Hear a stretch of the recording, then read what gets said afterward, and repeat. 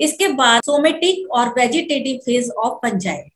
Thallus hypha से बना होता है, लेकिन कुछ एक्सेप्शनल भी हैं, जैसे कि यूनिसेलुलर थैलस जो अभी मैंने बताया था, जैसे ईस्ट का होता है या ये सिनकाइट्रियम का होता है। ये कुछ लोअर फंजाई होती हैं। इसमें थैलस जो है यूनिसेलुलर या प्लाज्मोडियल यानी कि जिसकी शेप निश्चित ना हो, या आभासी माइसीलियल हो, यानी कि इसमें की ट्रू सेल वॉल का अभाव होता है। इसका एग्जाम्पल है सिनकाइट्रियम या और दूसरा ईस्ट, अब इससे पहले हमने बताया था आपका ईस्ट।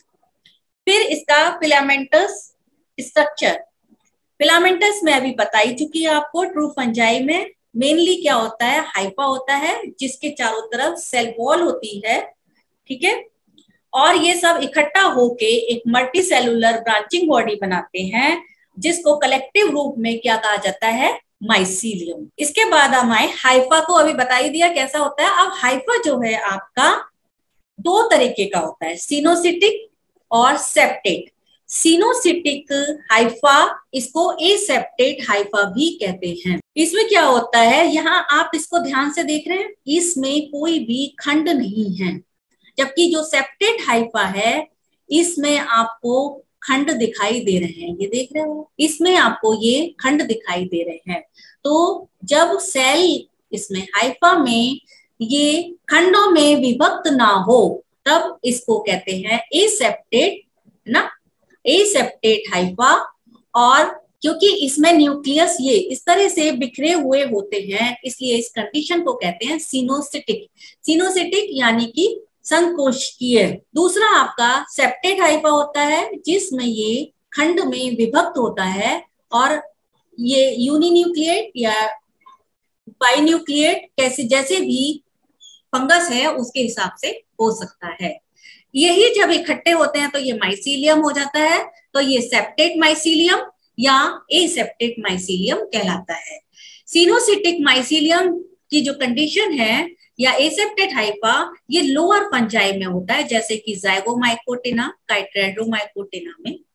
सेप्टेट हाइफा या माइसीलियम जो है आपका हायर फंजाई में, एस्कोमाइसिटीज, बेसिडियोमाइसिटीज और ड्यूटेरोमाइसिटीज एक्सेट्रा, जो हायर फंजाई है उनमें ये पाया जाता है, यानी कि ये मोर एडवांस है। नेक्स्ट है आपका माइसीलियम। आप जो आपका माइसीलियम है दो तरह का होता है, इंट्रासेलुलर और इंटरसेलुलर। एक जो सेल के अंदर between the cells, between the cells, ये देख रहे हैं आप, ये है इंट्रासेलुलर। जब सेल के अंदर, जो होस्ट सेल के अंदर माइसीलियम ग्रो करता है, तब ये कहलाता है इंट्रासेलुलर माइसीलियम।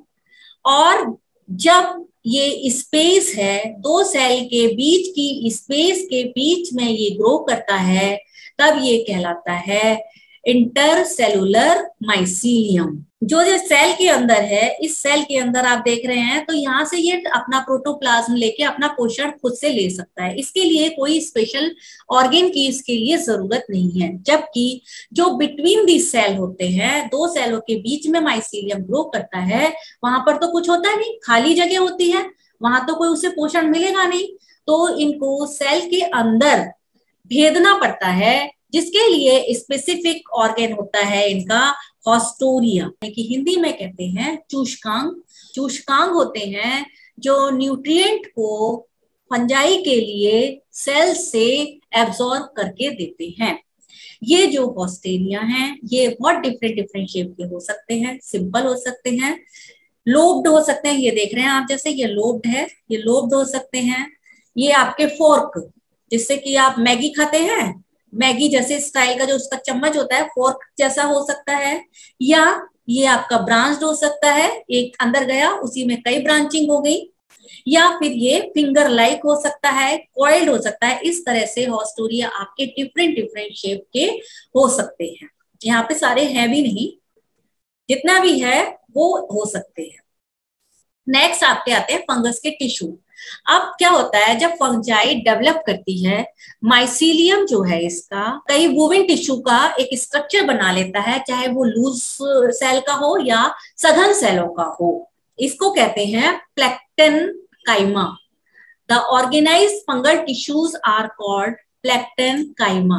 जब फंजाई का डेवलपमेंट हो रहा होता है तब माइसीलियम वूवन टिश्यू के रूप में ऑर्गेनाइज हो जाता है, जो कि लूजली होता है या कॉम्पैक्ट होता है। ये प्लैंक्टन काइमा कहलाता है। ये प्लैंक्टन काइमा दो तरह का होता है, प्रोजिन काइमा, ये है आपका प्रोजिन काइमा, जिसमें सेल्स आप देख रहे हैं लंबे लंबे खंबे के आकार के हो रहे हैं और एक दूसरे से पैरेलल हैं और एक दूसरे के साथ क्लोजली पैक्ड है, तब इसको कहते हैं प्रोजिनकाइमा। और या दूसरा होता है आपका स्यूडोपेरेन्काइमा, जब ये सेल्स गोल गोल होती हैं, ये वाला जो हायर प्लांट्स की पेरेन्काइमा सेल्स होते हैं उससे ये रिजेंबल करता है, तब इसको कहते हैं स्यूडोपेरेन्काइमा। अब ये जो प्रोजिनकाइमा और स्यूडोपेरेन्काइमा कंपोज करते हैं कई सारे वेजिटेटिव और रिप्रोडक्टिव स्ट्रक्चर फंजाई के, जैसे कि आपका है स्ट्रोमा।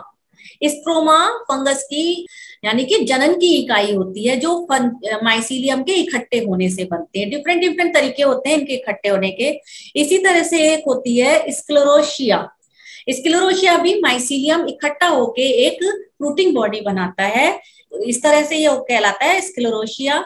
जो स्ट्रोमा है वो प्रोजनकाइमा से मिलके बना होता है, और जबकि ये स्क्लेरोशिया जो है स्यूडोपेरेन्काइमेटस टिश्यू का बना होता है। ये सब इसके सोमेटिक स्ट्रक्चर हैं, फ्रूटिंग बॉडी हैं, ठीक है।